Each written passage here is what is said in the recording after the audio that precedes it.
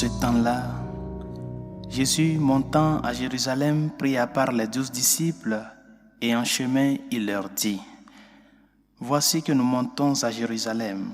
Le Fils de l'homme sera livré aux grands prêtres et aux scribes. Ils le condamneront à mort et le livreront aux nations païennes pour qu'elles se moquent de lui, le flagellent et le crucifient.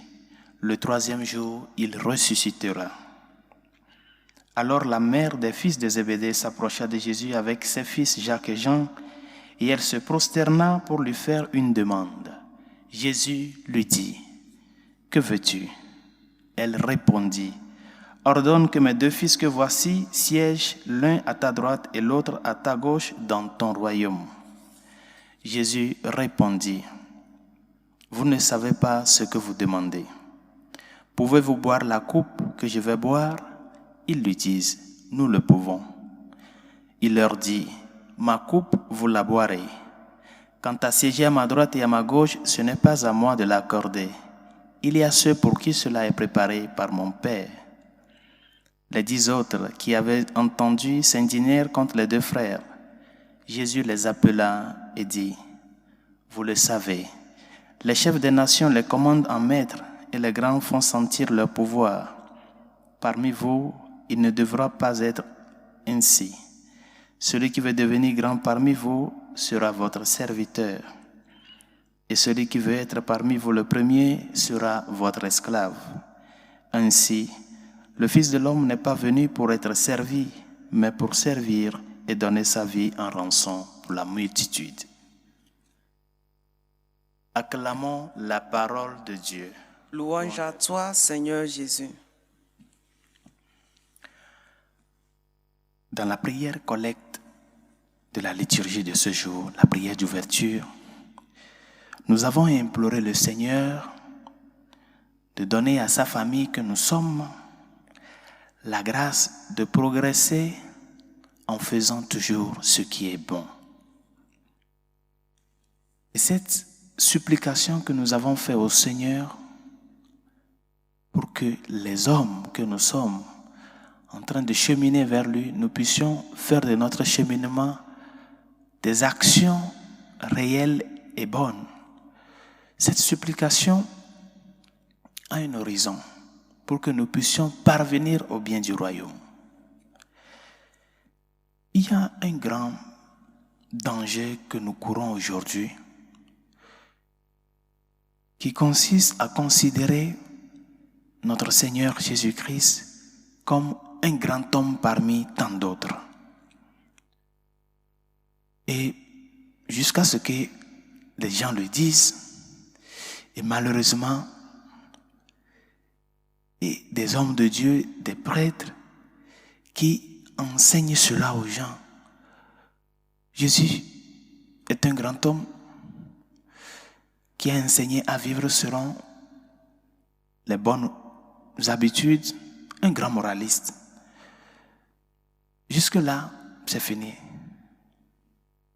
Il n'est pas Dieu. Et c'est un grand danger qu'aujourd'hui nous courons. De considérer le Seigneur comme un de ces grands moralistes, un de ces grands hommes qui ont existé et qui a enseigné un chemin parmi tant d'autres, fait le bien, agit de telle manière, vit de telle manière, et puis c'est fini.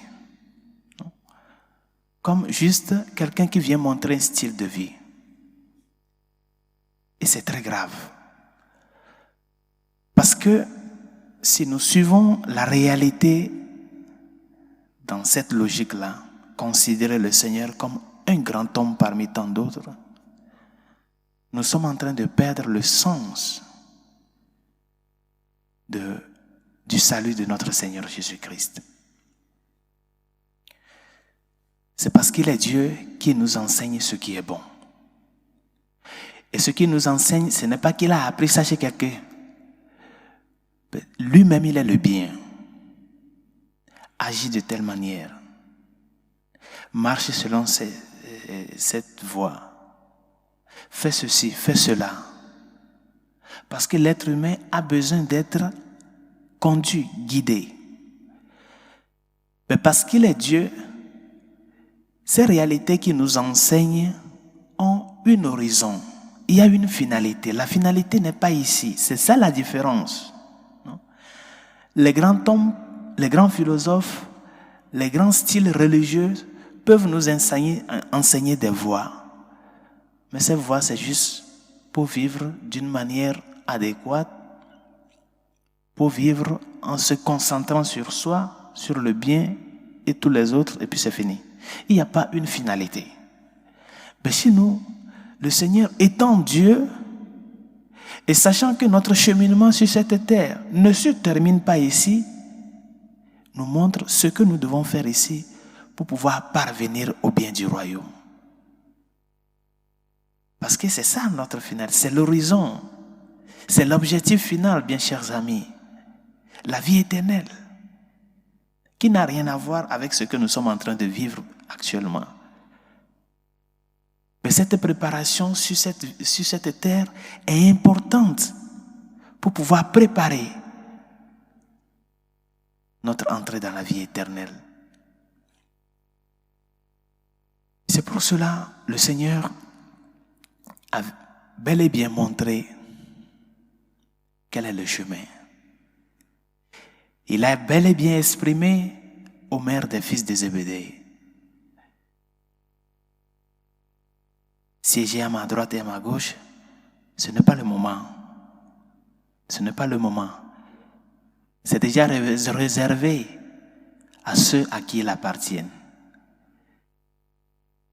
Et le Seigneur voudrait montrer à la mère des fils de Zébédée que la demande que tu es en train de faire, elle est bonne, mais ce n'est pas le moment adéquat. Cette demande-là, pour qu'elle puisse parvenir à sa réalisation, nous le verrons après. Et quel est cet après? Après la Pâque.